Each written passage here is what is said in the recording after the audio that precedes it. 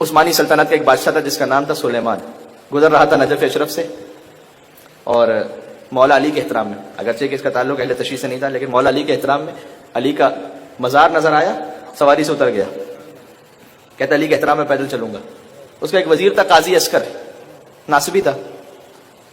وزیر نے کہا نقل کفر کفر نباشت میں سمجھانے کے لیے میں کہہ رہا ہوں، کہا آپ تو زندہ بادشاہ ہیں، علی تو مردہ بادشاہ ہے، نعوذ باللہ.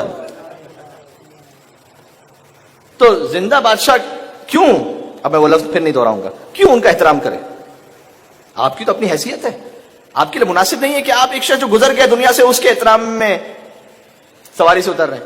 اب بادشاہ کے ماننے کو تیار نہ ہو، کہا نہیں میں علی کی جلالت کے سامنے میں جرأت نہیں کر سکتا کہ میں سواری میں بیٹھ کے گزروں. تو اب جو ناصبی تھی نا، اس نے کہا کہ قرآن کھول لیتے ہیں. دیکھیں بات وہی ہے کہ قرآن سے اگر کوئی گمراہی لینا چاہے قرآن ہی میں، تو قرآن اس کو گمراہ بھی کر دیتا ہے. تو اس نے کہا قرآن کھول لیتے ہیں، اگر یہ ذکر آ جائے کہ سواری پہ نہ بیٹھو پیدل چلو، کوئی ایسا اشارہ آ جائے تو آپ کی بات ٹھیک ہے، ورنہ سواری پہ بیٹھ جائے گا. دل میں یہ سوچا اب قرآن میں کون سی ایسی آیت ہوگی جس میں یہ اشارہ ہو کہ سواری پہ نہ بیٹھو پیدل چلو، تو کوئی بھی آیت نکلے گی تو پھر انہیں تو واپس سواری پہ بیٹھنا پڑے گا.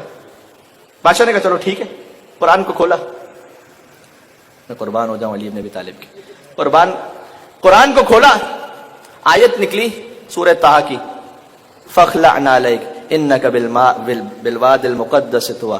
اے موسیٰ اپنی نالین کو اتار دو، تو مقدس وادی میں ہو اس وقت.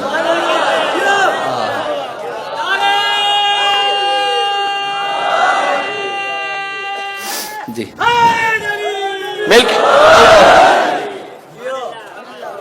بادشاہ نے کہا پہلے تو پیدل چل رہا تھا، اب علی کا حکم آ گیا چپل بھی اتار دو. نعرے مل کے صلوات دے دے محمد و آل محمد پر. اب نالین اتار کے چلوں گا. خدا آپ کو نجف اشرف بار بار لے کر جائے. نجف اشرف میں شہر کے باہر یہ آیت لکھی ہوئی ہے، یہ فقط تمثیل نہیں حقیقت ہے. نجف اشرف میں شہر نجف کے باہر یہ لکھا ہوا ہے فَاخْلَعْ نَعْلَيْكَ، اپنی نالین اتارو، اِنَّكَ بِالْوَادِ الْمُقَدَّسِ طُوَىٰ، تم یقیناً مقدس وادی میں ہو. اور اس کا ایک ظاہر ہے کہ یہ نالین اتار دو، ایک حقیقت ہے اس کی، جب علی کے در پہ جا رہے ہو ہر قسم کی کثافت کو اتار کے جاؤ، ہر قسم کی نجاست کثافت جو کچھ رجس ہے اتار کے جاؤ. اب تم علی کے دربار میں جا رہے ہو، یطہرکم تطہیرا کا دربار ہے، ٹھیک ہے نا. آیت آئی فَاخْلَعْ نَعْلَيْكَ. اب میں کیا عرض کروں، بس اتنی باتیں ہوتی ہیں کہ لوگوں سے ہضم نہیں ہوتی. اب اس سے زیادہ اور کیا ابھی تو یہ تو بول ابتدائی باتیں ہیں.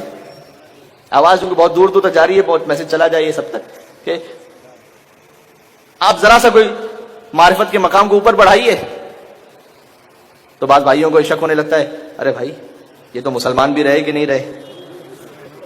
جناب حسنین اکبر صاحب کے بقول، کوئی کافر کوئی مشرک کہہ رہا ہو جب مجھے، کیا بتاؤں لطف کیسا اس طرح کے جینے میں.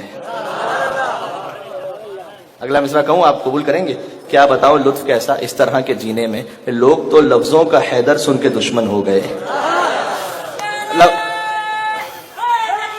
بات مکمل ہونے دیں. کیا بتاؤں لطف کیسا اس طرح کے جینے میں ہے، کوئی کافر کوئی مشرک کہہ رہا ہو جب مجھے، کیا بتاؤں لطف کیسا اس طرح کے جینے میں، لوگ تو لفظوں کا حیدر سن کے دشمن ہو گئے، وہ علی کس کو سناؤں جو میرے سینے میں. ابھی تو وہ سنائے.